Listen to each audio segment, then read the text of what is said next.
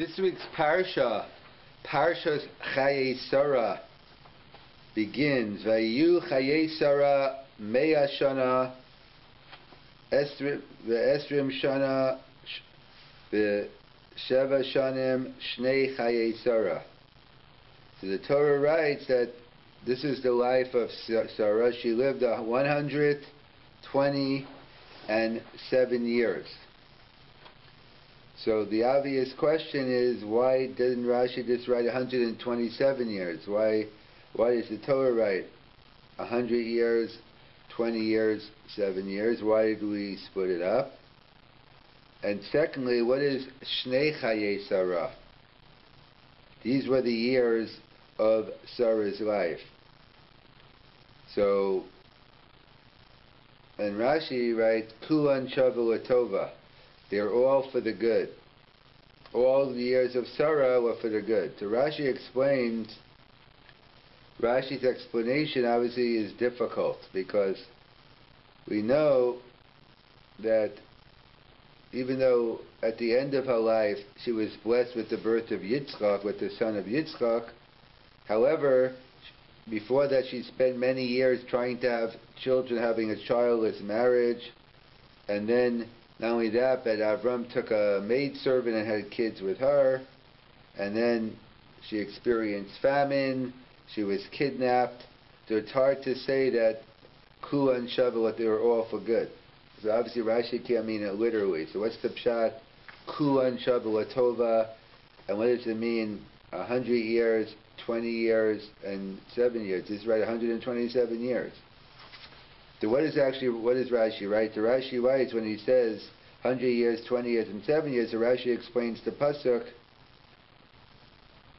that it wanted to highlight the fact that when Sarah was 100, she was sinless, just like when she was 20. And at 20, she was beautiful as she has been at the age of 7. So it says 100 years to show that she was like 20 in terms of sin and in innocence, and 20 as beautiful as 7. So Rav Selevan explains that it wanted to tell us about the great qualities of Sarah. That we know at different times of life, people go through different stages. And when you're younger, you're much more enthusiastic, you're an idealist. He's always very passionate, but not that you can't do it later, but there's the passion of youth, the excitement, and you're much more open to change. And when we get older, not that we can't do it, but hopefully when we get older, we're a little smarter now, we acquired some wisdom, and therefore, Rashi is telling us something amazing about Sarah.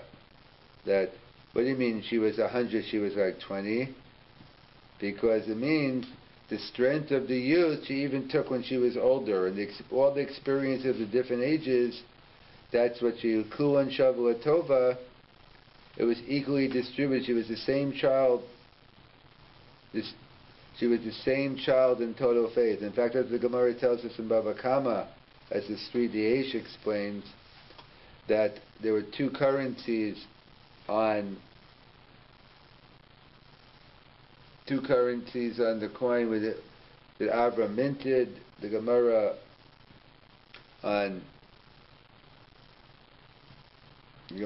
in Baba Kama.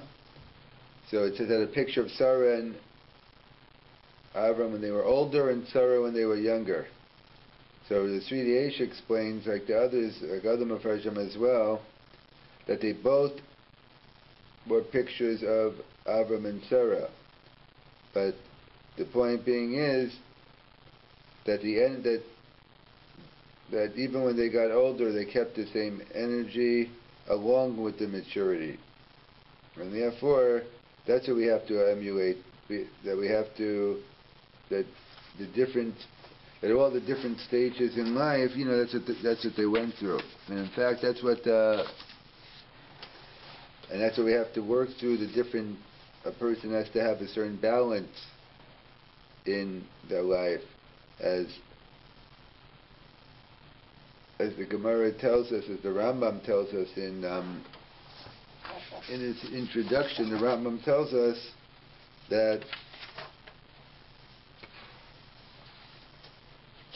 the middle path is the ultimate path, that the one who is in the middle, that's the ultimate path. Because all extremes are bad. If a person's sick, you got to go to the other extreme. But when you're healthy, the middle path is the way to go. And therefore, the Rambam gives an example with a reed, that someone has a reed bent over, and they sat over, and they want to get it back to the middle. So if you just bend it back to the middle, so then it's ultimately go back. But if you bend it all the way to the other side, eventually you come back to the middle. And therefore, in Midas, it's not that the Rambam's saying you always have to take the middle road. Some different people are passionate about certain things, others are passionate about others, but nevertheless, ultimately, as long as the big picture, you end up in the middle. And therefore, that's the pshat, Kuan Shavu Latova, that all the days she took the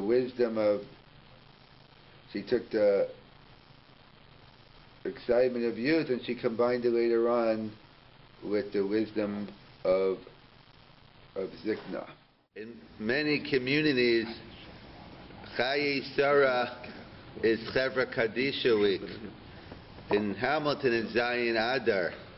So, and why is Chaya Sarah Chevra Kadisha week? Since it deals with the Parsha Avram spending a lot of time looking for an appropriate Jewish burial for Sarah.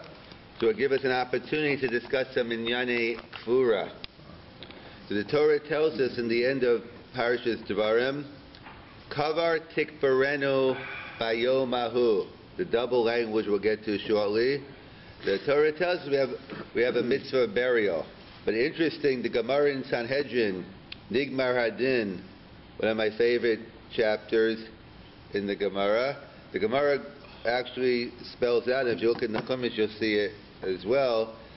That is talking about Haruge Beistin. When you look at the context of the Chumash, it's not talking about someone who dies and you bury them. It's talking about someone who is killed by Beistin. The Gemara in Sanhedrin goes into all that we had separate cemeteries for Haruge Beistin. And in fact, it wasn't just one cemetery, the different madregas, different levels of sinners. They're not all the same. If you were Chayev Skila, Sreifa, you got one place, Hereg or Chenek, another, different levels of. In fact, that's why the Minig today, Minig Yisrael in most places is different shuls have their own cemeteries. The assumption being that basically, people, not that it's a true assumption, but the assumption is that people, if you go to a certain shul, people are similar, and therefore we're not going to decide Tzaddik versus Russia, because Ein Kovrim Tzaddik Eitzel Russia. So it's based on this Gemara in Sanhedrin. Even among the different levels of sinners, there are levels, and therefore you bury them. So the Torah is only talking about if someone is killed by Haruge Beisin. I guess you might think he must be such a Russia, or she must be such a Russia, that maybe they don't even warrant burial. Kamashwan, the Torah tells me even the worst of sinners deserve a burial. Kavar tikbarenu. So the Gemara says, so I know Haruge Beisin is Chayev and Kfura min Torah. So we see the biblical source is one who is killed by Beisin is Chayev and Kfura. How do I know in Shar Mason Minayan? How do I know the average person who drops dead, who dies, how do I know they are obligated in Kfura min Torah? Perhaps we'll get to, yeah. So that's what we'll get to Rav Hirsch in a second in the Meshech Chachma. But the Gemara says, Gemara has 2 days in the Gemara. This is Minayin l'Kfura min Torah or Remez l'Kfura min Torah for Shar Mesim. So the simple reading the Gemara seems to be, what's the difference if you say Remez min Torah or Minayin? So it seems to be 2 days in the Gemara, whether for Shar Mason, for a regular person, whether there's everyone agrees there's a Chi of Kfura, but it seems to be a machlokas in the Gemara whether a Chi of Kfura is only D'Rabbanan or even D'Oraisa. If you say Minayin l'Kfura min Torah, so that's Pashas, that's D'Oraisa. Remez, even though sometimes remez is a deraisa, like by Adam Zomim, but generally speaking, remez assumes it's Darabanan, and therefore it seems to be 2 days in the Gemara whether Kfura is Darabanan or deraisa for Shar Mesim. So, my nafkamina, the Gemara wants to know, what's the difference whether the Chi of Kfura is deraisa or Darabanan? Either way, you have to do it. We're very zealous in mitzvahs Darabanan as well as mitzvahs deraisa. The Gemara says, or the Gemara gets into what the nature of the mitzvah. Gemara gets into what is the nature of the mitzvah of Kfura. Why do we do Kfura? In fact, the Gemara before discusses what is the nature of the mitzvah of a eulogy. So, is it what I'll paraphrase the Gemara and call it whether is it a kavod chai or kavod hamet? Why do you give a eulogy for yourself, i.e., you and the family, for the people who are alive? Or is it honor to the person who just passed away? That's the Gemara that says, my nafkamina. Nafkamina, can I be mochel? Can I tell you, I don't want a eulogy? Can a person, so I always say, if, it depends when they told you that. If the person died already and came down in a dream and said he didn't want a eulogy, that I'd listen to him. But the question is, what about when they're alive and they tell you? So that the Gemara says, it depends. If it's kavod ames, then he has every right to. Then you show him in law. But if it's kavod achai, who cares what you have to say? It's not about you, it's about us. And therefore you wouldn't have to listen to him. The Gemara concludes by eulogy, it's kavod ames, and a person leaves that they don't want to have a eulogy, you listen to them. With some exceptions to the rule. If it's perhaps the Melech Yisrael, as the Jews were punished for not eulogizing Shaul properly, and not only a Melech, but let's say a Gadol Hador. There's the discussion with the Nodeb Yehuda, Pnei Yoshua. One left tzava not to do a eulogy, but the other one felt, I don't care, it's not your kavod, it's kavod HaTorah. So if it's special Yechidim, Gedolei Hador, so you won't listen, but ordinarily speaking, a person has the right to say no eulogy. What about a Kfura? So the Gemara has the same Chakira in the Gemara. It depends, why do we bury? Is it kavod hames, because we don't want the body lying around and the vultures attacking? Or no, it's not honor to the family. You walk around, the person died, the body's lying around, there's no kfura. Is it kavod achai or kavod hames? So again, it seems to be the same issue. Then if it's kavod hames, then he has a right not for burial. If it's kavod achai, he has no right. So how do we paskin? So the Rambam seems to ignore the Gemara. The Rambam writes, if a person says, first he writes, he paskins kfuras min HaTorah. He says, even for Shar Mesim, the way we paskin.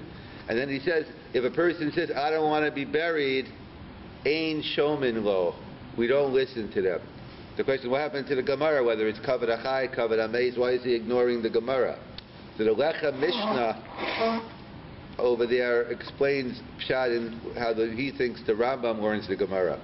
We have a famous principle we've discussed many times, I'll probably discuss many more times, the principle of Darshinan Taima Dekra. There's a principle in the Gemara, it's a machoches in the Gemara, between Rav Shimon and Rabbi Yehuda, whether we're Darshinan or Eino Darshinan Taima Dekra, meaning can we take the reason for a mitzvah and either limit or expand the scope, i.e., the Gemara in Baba Metzia talks about what the Torah tells us, you can't take collateral from a widow. So, and presumably because she's poor, she has no one supporting her, and if you take her coat, it might be her only coat or her only pillow, whatever the case may be. So there's a discussion, a machlokes between Rabbi Yehuda and Rabbi Shimon. What about if it's a wealthy widow? She's independently wealthy, she had a nice life insurance policy, whatever the case may be, she's wealthy. Am I allowed to take collateral from this widow? So Rabbi Yehuda says, no way. Eino darshina and taima dekra. We can't take the psukim, we can't take the mitzvah and limit the scope, and that's it. Not end the discussion. And Rav Shimon says darshina and taima dekra. And Rav Shimon says we can darshina and taima dekra. The whole reason is because she's poor. If she's rich, it doesn't apply and you can. So as a general rule, we paskin like Rabbi Yehuda, Eino darshin and taima dekra. So we'll have a separate share on that whole topic in its own right, but that's why we paskin Eino darshin and taima dekra. So Why? So the Lecha Mishnah writes, the Rambam, we pass Eino Darshin in time at the Kra. The Rambam passes Kfur is Daraisa. It's irrelevant why. If it's Kavod Achai, Kavod Ameis, there's a Chi of Kfur. We don't care what you want. It's the end of the discussion. We're going to bury you. What's the Gemara's discussion? That's a liba to the Shita in the Gemara that holds Kfur is Darabanan. If you want to pass in Kfur is Darabanan, then we can clear what the Chachamim's intention. If it's Kavod Achai, then we can get into that discussion. But we pass in, the Rambam, and the way we pass it's a deraisa, so therefore we don't entertain that question. It's more halach l'maisin than you think today, that people don't want to be buried. Not that they want to be left around for the vultures, but cremation is becoming very popular these days. Certainly in the non-Jewish world, and as always, it's creeping into the Jewish world as well. And the percentages are very high, and it's not uncommon that today people leave in their will. See, if you have any questions on your will. So they want to be cremated. So it comes up many times. Let's say a parent, or sometimes forget about who cares what the parent wants. I want my parents cremated. And the person has POA. That's the problem. Power of attorney. They say, well, I don't care what you want. I'm going to cremate. In fact, there was a very interesting Chaya. He brings down Rav Zilberstein, the son-in-law of Rav Yashav Zatzal, and Rabbi Blank has a whole article on it about how someone, I think it's called different nakudas on how much, the $2 billion funeral, the $25,000, whatever. The case was like this. This person, I guess before they had a son, they were Jewish, they married, and then they remarried later on. Maybe they died, they went away, and they married a non-Jew. And basically they were with the non-Jew the whole time afterwards. And the bottom line is he made a lot of money, I don't know, a couple of billion, who knows, let's call it 2 million. And he left in his Saba, he left in his will that he wants to share it. And so he met with the non-Jew, and they were going to $1 million each. But of course the Gentile son wanted him to be buried with his Gentile mother. So, and then he insisted. I mean, maybe he had POA. That was probably the case. And then, so he said, okay, I'll give you, so the Jewish son said, you know what, I'll give you $25,000 if you let me bury him in a Jewish cemetery. So the son said, wait a second, if he's willing to pay $25,000, he's probably willing to pay a lot more. If you give me all your inheritance, if you give me the whole $1 million, I'll let you do it. So the shayla was, he went to Rav Zilberstein and said, am I mechuyev to give up the $1 million for a Jewish funeral? So let's say the way Rav Zilberstein concluded is the son did right. He should give up the, whether everyone passes that way, we could get into a separate share. But that's what it's, when you read about the $1 million funeral, that's what it was. So, but either way, you see the chashivas of a Jewish cemetery, whether everyone passes like him, is a separate discussion. But he went so far that even for, I guess that was the Ovel HaSocher, that was the money Abraham spent. But either way, we see the chashivas of a Jewish cemetery. So let's say someone leaves in the Sava, they want a cremation, or let's say they don't. One of us POA says, so obviously if your parent leaves to do a cremation and you're in charge, and obviously, meaning you and all your siblings, everyone agrees to it, then obviously you're not going to do it. So from a halachic point of view, it's a non-starter.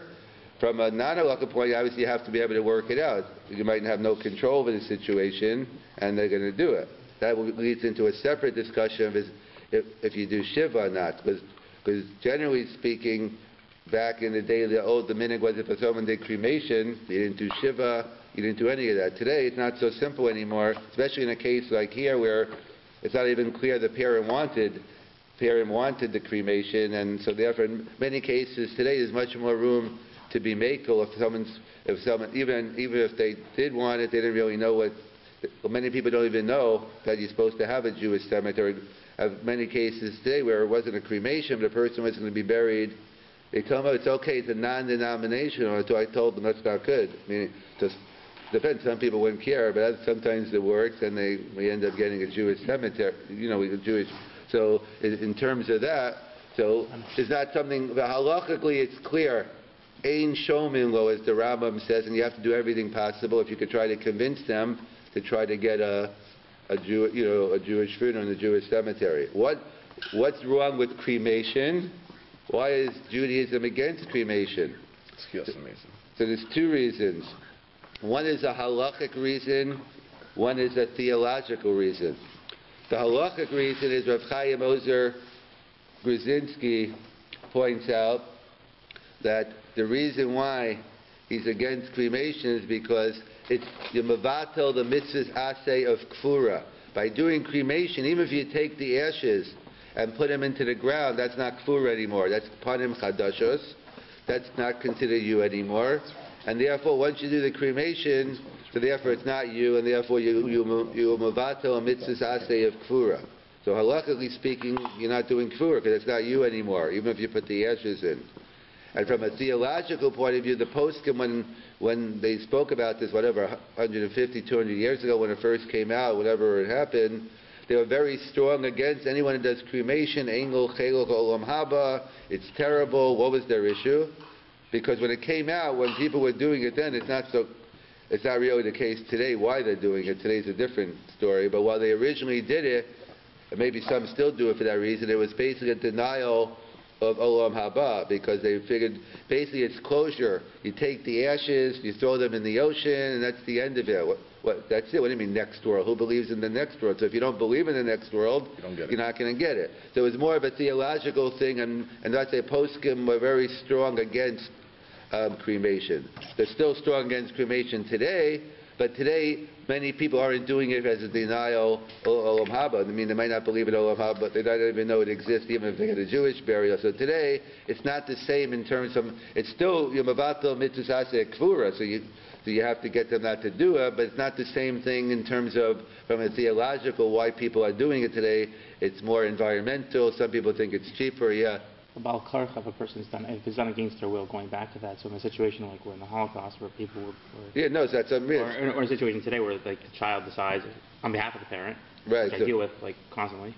So those in terms of shiva, you mean? In terms of olam haba, in terms of obviously, yeah. So in that situation, so therefore, obviously, it's about you have no choice. Let's say someone's burned in a fire. Right. So in those cases, we take the ashes and put them in a Jewish cemetery. In fact, there were cases, unfortunately, during the Holocaust where they found, I think, different soap, but they figured out it was from actually.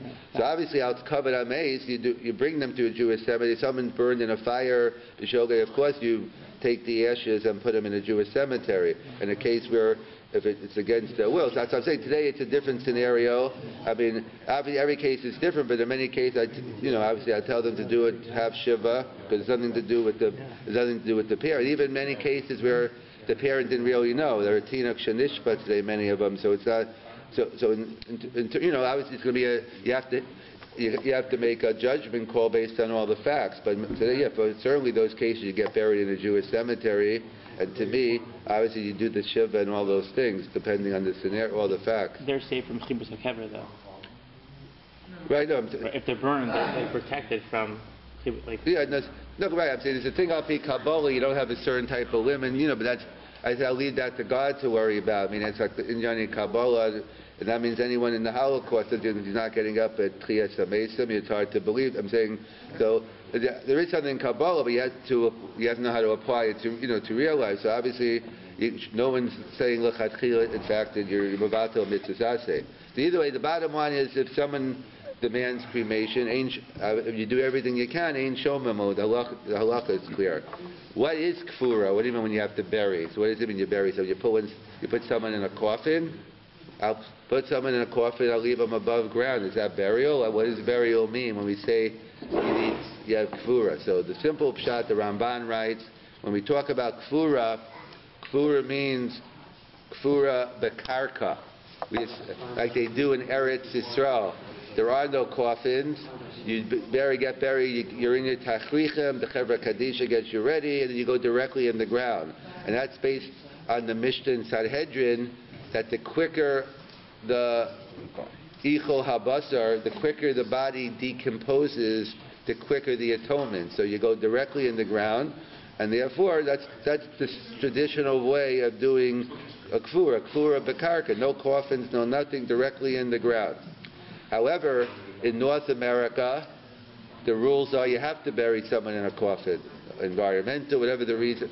I'm sure Israel knows about environmental, but either way, the laws in North America are that you have to do it in a coffin. So either some people, what they do is, in some Chevra Kadishas, on the bottom, they pull out the bottom, they actually put the person directly against Dina Malchus Dina, or others make hole. Oh, we must have missed it. He's missed it. The people make holes in the ground underneath the coffin, so therefore, like some of it's touching the ground. And the minhag Yisrael is to take offer from Eretz Yisrael, and you put it inside the coffin. So you go mayafar, so therefore it's actually touching. That's what the minhag Yisrael is, and that's what the Ramban and the Ran write, that everyone agrees, even the B'di'evet, that in here it's l'chadchila, you have no choice. If you take the coffin and you put it in the ground, then we agree it's l'chadchila. If you had a choice, you do it without the coffin. That's what I get all the time. Then they go around into different places. They show you all the different coffins. I saw one in Toronto. I think it was like $38,000. They were selling one. Of course, they get you on a guilt. You're going to put your mother in some. So therefore, so really, I tell the people, what do you talk? I say, really, you shouldn't have a coffin at all. This is all b'di'evet. So therefore, what can we do? So you take the pine, plain. Today the minhag is we all do wooden coffins, but actually the Yerushalmi writes about there used to be minhag that used to use metal. In fact, metals that might even be considered karka as opposed to wood, which is only considered gidule karka. But the minhag is today we use wood, and also because it decomposes better, and also metal is like something used for like destruction. So the bottom line, the minhag is we go with the simple wooden coffin. Apparently, maybe that decomposes the quickest and everything. But it's definitely okay in a coffin underneath. That's a discussion. Mausoleums. Rav Moshe Feinstein is very against Benim. Well, not this one. Rav Moshe has many tshuvas. Everyone's against mausoleums because that's not bekarka. And also, the Rav Moshe was so strong. Even if there's a mausoleum in the cemetery, you shouldn't even bury in that cemetery because of a mausoleum. He felt it's only something which is totally permanent. A mausoleum is not going to be permanent. It also has to be in the ground. It could be in the case where you can't get buried someone right away. Just temporarily, it does something. It takes away the issue of leaving the body just out, but it wouldn't be a total. Remember, there's a case of a freeze. I guess we'll have to stop now because I was getting steaming. The Gemara tells us in Brachas and Avchavavam and Beis, it has a dispute. What is the source of tefillah, of prayer? One opinion in the Gemara is tefillas correspond to the avos, to Avram, Yitzchak, and Yaakov. And they quote verses from the different psukim regarding Vayashke Avram Baboker for Shacharis, Yitzchak Vayetze, Yitzchak Hasuach Basodeh, and Yaakov Avinu Yifka Balayla. And the other opinion is Keneged Karbanos. It corresponds to the Karbanos. And we have a general issue. We assume that the Rambam tells us in Riyasita Bastir in the Rambam, because the Rambam, when it comes to Hilchas Malachim, the Rambam tells us in Hilchas Malachim, when he goes over the history of the mitzvahs, he talks about the different mitzvahs given, and when he gets to the different mitzvahs, he writes that the 7 mitzvahs b'nei Noach were given, and it's called 7 mitzvahs b'nei Noach because Adam only had 6, Noach added 1 to 7. And it goes through how Avram added Shachar, Samila, Yitzchak added Yaakov. So on one end, Hilchas Malachim, he brings down that the mitzvahs were given by, the davening was given by the Avos. Yet, in Hilchas Tefillah, he writes Keneged Karbanos. So which one is it? Is davening Keneged Karbanos or Keneged the Avos? And we all know the famous Rambam in Gid Hanasha, the Rambam in Chulin, in the Perish HaMashayis, who writes that all the mitzvahs we do, they're not given, they're done only because they were given to Moshe Har Sinai. What was given to Avram, Yitzchak, and Yaakov, Avos, everything Kodem and Torah. it's nice, interesting in attitude, but it's not obligates me. So therefore, to answer Rav Soloveitchik, explain that basically the Rambam in Hilchos Malachim is giving us the history behind all the different mitzvahs, but as the Rambam himself says, but it's not until we got the mitzvahs Har Sinai that become incumbent on me. So why I personally daven, that's because Chazal told us, the Torah tells us you have to listen to the rabbis.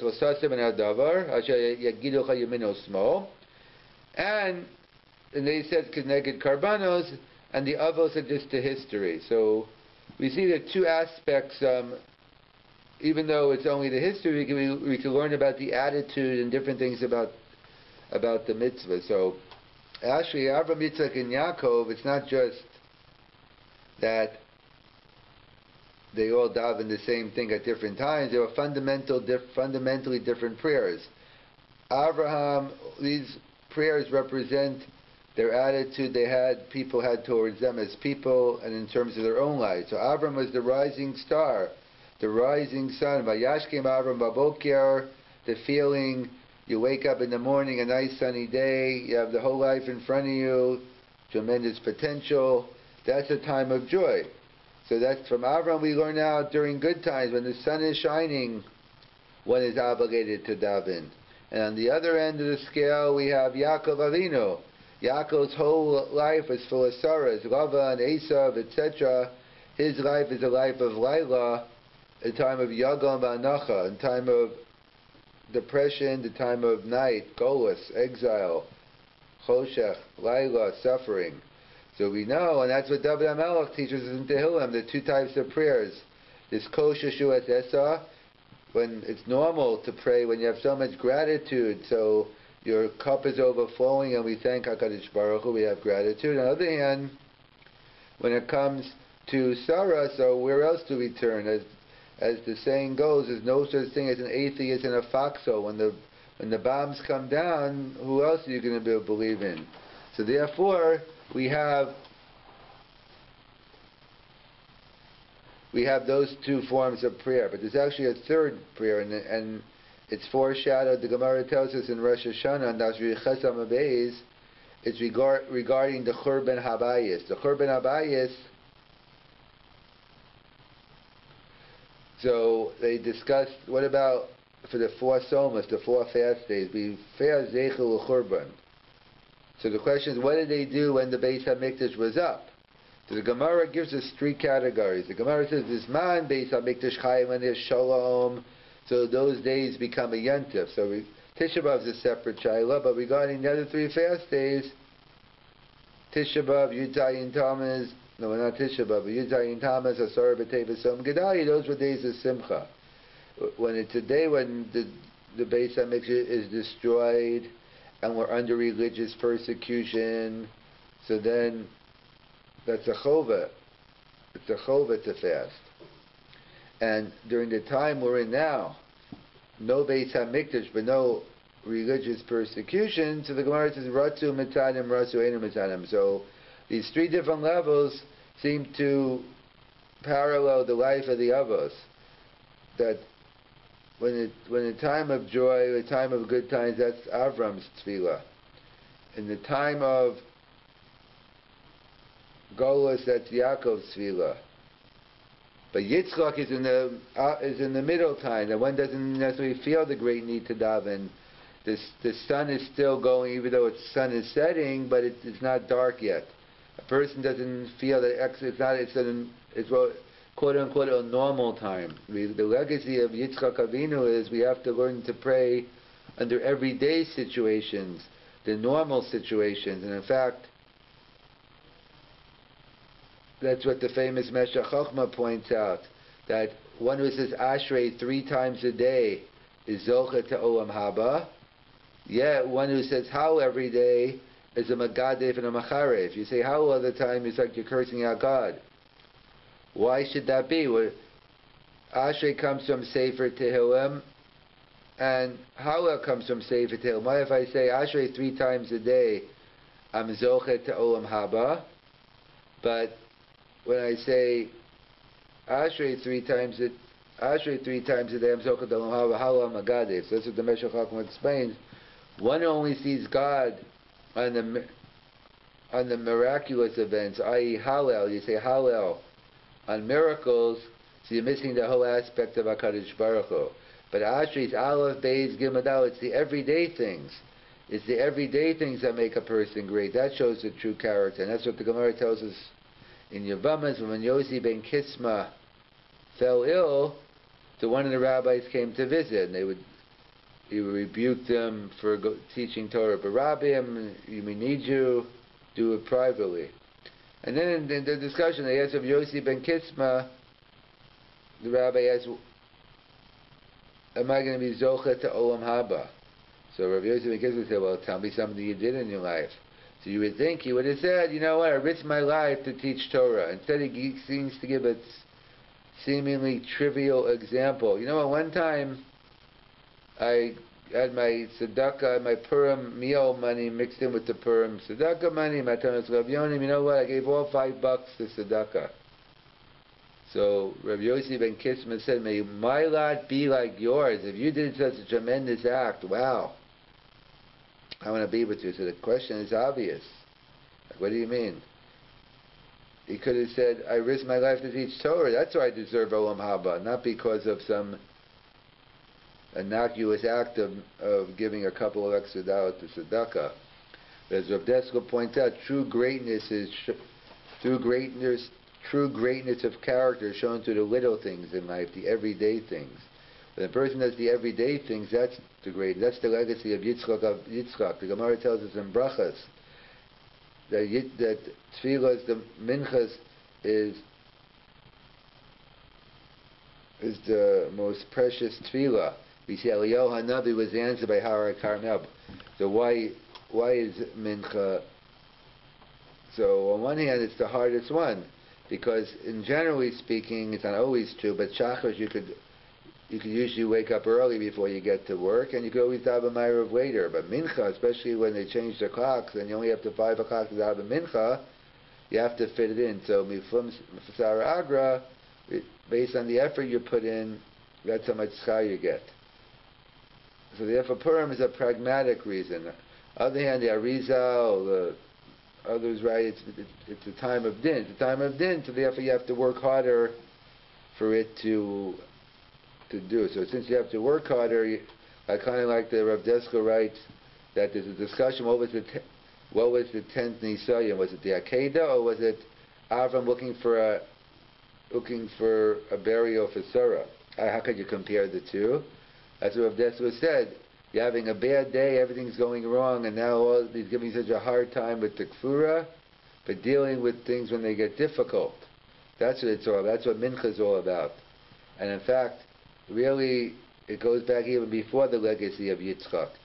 The Gemara tells us, well actually the Arizal tells us, that in the Chidah, the Adam HaRishon really was the first one to daven Mincha. To daven, it was in the afternoon. And we find the link in the Psukim, it says, called Siach HaSadeh, and we say the Pasuk by Yitzchak is called Suach HaSadeh. For the same words, the Arizal learns out that before God wanted to give rain, he wanted someone to pray for it. That's the source of the Saint Talamatu, the original source. And therefore, he gave us the mitzvah of Tefillah to Adam HaRishon. He wanted someone who would appreciate rain before he got it. And the Rav Tzedek HaKohen takes it to the next step, and he says, it's the same gematria, Shin Yud Ches, is 318. The 318 men that with Avram by the battle. And Rav Tzedek says, what is Yeush? Yeush is giving up hope. Yeush Shalom Midas, it's a whole sugya, but Yeush means giving up. So the gematria of Yeush is 317. And that's what Chazal say, that's what the Bali Musa say, Yeush Shalom Midas. Anytime any Jew that has Yeush, it's Shalom Midas. That's not what a Yid always has Amunah, never gives up hope. And in fact, that's the pshat that Yeush is 317, that's not for a Yid, but Shin Yud Ches, 318, that's the Amunah the Jew always has. And that's the legacy of Yitzchak, that we have from Avram taught us to pray when times are good. Yaakov when times are bad. But Yitzchak even during normal times, and which is the normal everyday times we all have, and it actually goes back to Adam Arishon, that apparently he was the first one to daven mincha, and that is the koach hatfil we have by all of them, and specifically the special mention that the Gemara gives of tfilas mincha.